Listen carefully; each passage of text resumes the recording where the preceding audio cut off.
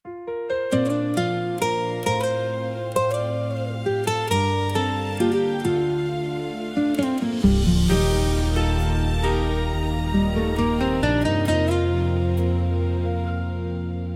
gitna ng bukid ang ama'y nakayuko. Araw-araw ang pawis ay patuloy sa pagtulo. Inalay ang lakas at ang buong pagsuyo para ang anak ay mapagtapos sa kolehiyo.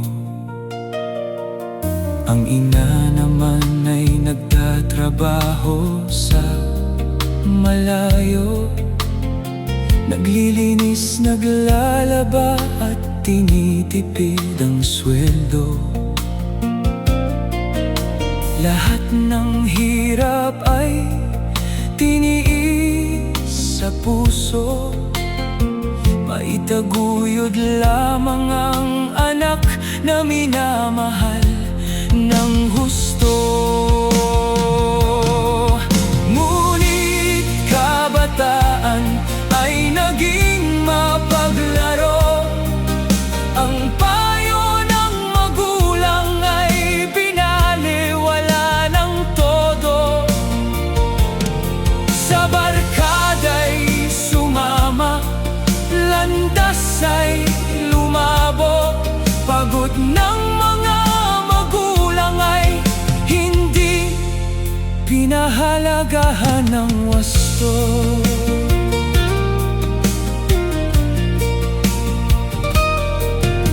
Wala mang tinapos ang suwail na supling.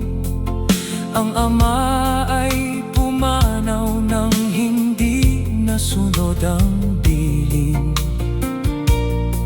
Sa huling hininga, luha ang kapiling. Ang manhid na puso ng anak ay noon lamang nagising. Ngunit kabataan ay naging mapaglaro.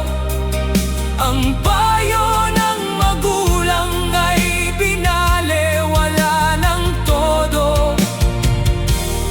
Sa barkada'y sumama, landas ay lumabo.